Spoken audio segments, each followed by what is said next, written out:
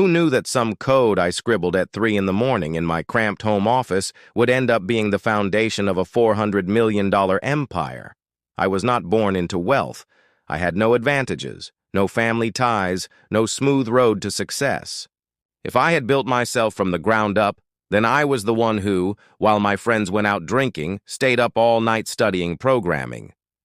The man who, in order to make ends meet, took on freelance coding jobs, and then I met Samantha.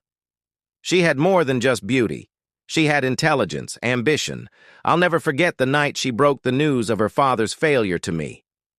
I thought she was deeply loyal.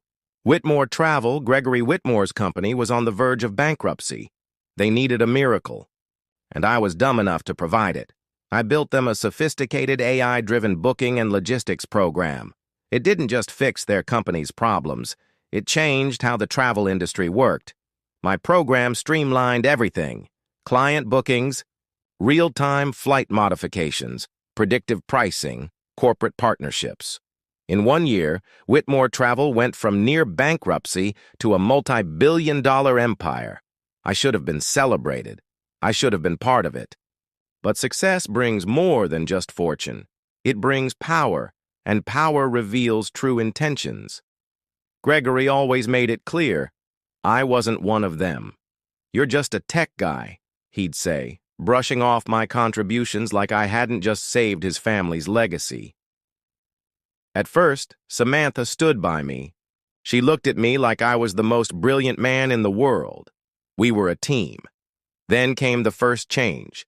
At industry events, she introduced me differently. "This is Noah, my husband," instead of, "This is Noah, the mind behind Whitmore, Travel Success." Then came the second change.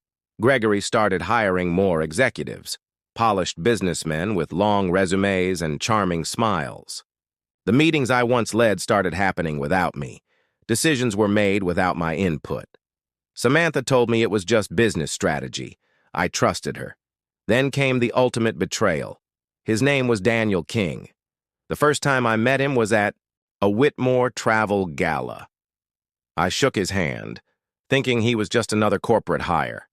He grinned at me like I was nothing. That should have been my first clue. But the real betrayal? 1 year after I built their empire, I found out Samantha was engaged to him. Not dating, not thinking about leaving me. Engaged. We were still married. I had built her family's fortune, only to be thrown aside like I was irrelevant. And the worst part? I never saw it coming. I had been too busy working, too focused on their success, to realize I was being replaced. The final blow came at a family dinner. I didn't even want to go, but Samantha insisted. "It'll be good for us," she said. "You should hear the big plans we have." I thought maybe, just maybe, this was my moment. Maybe I was finally getting the recognition I deserved. I was so wrong. Gregory stood up, glass raised, smiling like a king. "As we take Whitmore Travel into its next phase," he announced, "I'm delighted to introduce our new CEO, Daniel King." I froze. My mind couldn't process it. I turned to Samantha. She wouldn't even look at me. The company I founded, the empire I built, handed to another man, a man who had done nothing. The room exploded in applause, smiles, handshakes, like I had never existed. I couldn't breathe. I forced myself to stand. "What?" My voice cracked, but I pushed forward. "What the hell is this?" Gregory didn't even pretend to be surprised. He chuckled, pulled a crisp $100 bill from his wallet, and tossed it at me like I was a beggar. "This is your real worth, Noah," he said. "Take it and move on."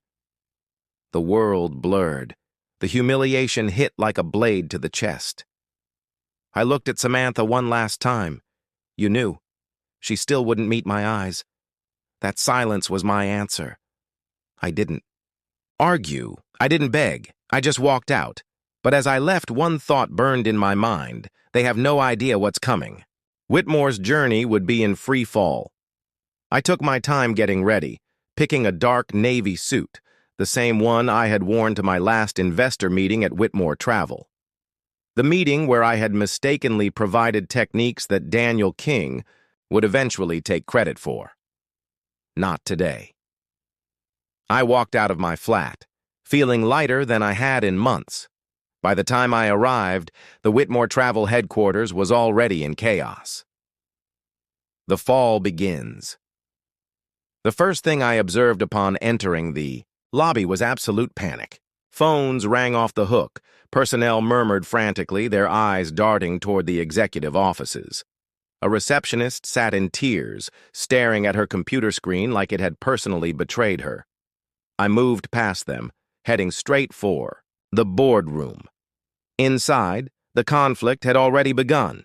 Gregory was shouting into his phone, his face flushed with fury. Daniel stood beside him, feverishly typing on his laptop. Samantha was there too, sitting at the huge conference table, her arms crossed firmly. She seemed terrified. "Try again!" Gregory barked at someone over the phone. "Repair it, damn it!" "It's not a glitch," Daniel snapped, scratching his temple. "It's a system-wide breakdown. Our entire back end is unavailable." "And why the hell is that?" Gregory demanded. Daniel hesitated. He knew why. That's when I stepped into the room. The minute they recognized the truth, all heads turned toward me. Silence dropped. Gregory narrowed his brows. "What are you doing here?" I smirked. "Oh, I just came to check on my software." Daniel tensed. Samantha took a breath. She knew what was coming. Gregory scoffed. "Your software? We own the entire system now." I giggled. "Do you?" I leaned forward, resting my palms on the conference table. "Because from where I'm standing, Whitmore Travel doesn't own anything." I pulled a single slip of paper from my jacket pocket and pushed it across the table. It was a copy of the original licensing agreement. Gregory snatched it up, scanning the writing. His face drained of color. "You never bought it," I murmured, my voice calm.